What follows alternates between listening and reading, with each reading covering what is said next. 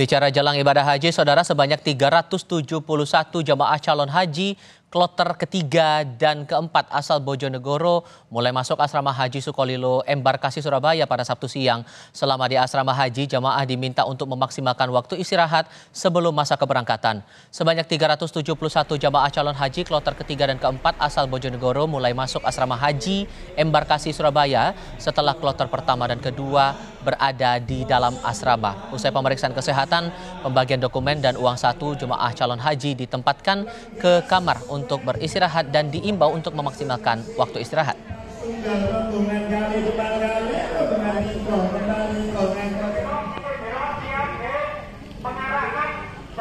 Untuk jamaah haji Embarkasi Surabaya, untuk bapak-bapak, ibu, tamu-tamu Allah, untuk beristirahat cukup di asrama haji karena waktunya istirahat sekarang terpotong karena ada kegiatan fast track yang membutuhkan energi yang lebih fit daripada yang tahun kemarin. Di titik lainnya, saudara, sebanyak 385 jamaah calon haji kloter pertama Embarkasi Jakarta tiba di asrama haji Pondok Gede Jakarta Timur pada Sabtu pagi. Sebelum diberangkatkan ke Tanah Suci, ratusan jamaah calon haji menjalani pemeriksaan kesehatan serta administrasi. Kemudian dibawa ke asrama untuk menunggu waktu keberangkatan yang akan berlangsung mulai dari Bandara Internasional Soekarno-Hatta pada Minggu dini hari nanti. Sebanyak 385 calon jamaah haji kloter pertama Embarkasi Jakarta terdiri dari 220 jamaah perempuan dan 185 jamaah laki-laki. Jamaah lansia menjadi prioritas dalam pelayanan petugas haji kali ini. Nanti JKG ini ada 3 kloter di angka 11 ini. Untuk kloter pertama ini itu 385. Tapi nanti ditambah dengan petugas 8. Kalau jamaahnya 385. Kemudian nanti yang kloter kedua itu yang dari Banten. Karena JKG ini kan terdiri dari Lampung, Banten, dan DKI.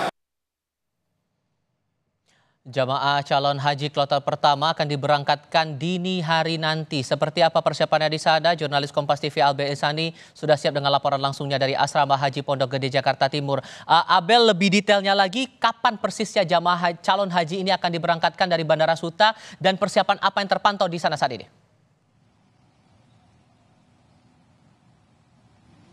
Ya, baik, selamat sore Tifal dan juga saudara. Untuk jamaah calon haji memang sudah berada di asrama haji dan sudah mengikuti ada beberapa persiapan sejak pagi tadi, di mana untuk saat ini jamaah haji ini merupakan kloter 1 dari daerah Jakarta Barat dan juga Banten, di mana nanti pada pukul 1 waktu Indonesia Barat atau Minggu dini hari ini akan diberangkatkan ke Bandara Madinah. Tetapi Tifal dan juga saudara, meskipun ada 2 wilayah, yakni Jakarta Barat dan juga Banten, nanti yang diberangkatkan pada pukul 1 dini hari waktu Indonesia Barat ini adalah jamaah dari Jakarta Barat.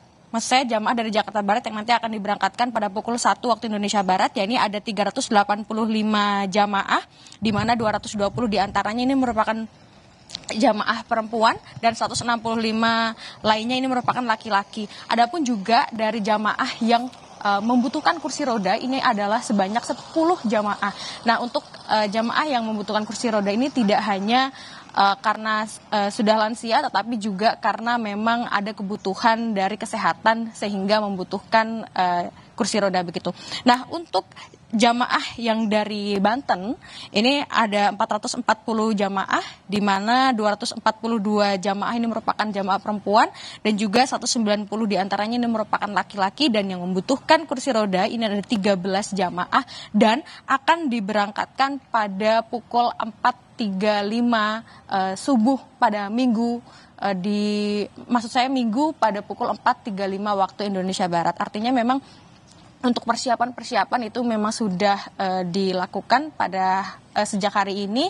Tadi juga saya melihat bagaimana persiapan dari jamaah dan juga petugas yang berada di asrama haji Pondok Gede Jakarta Timur ini sudah mempersiapkan koper-koper tadi sudah terlihat.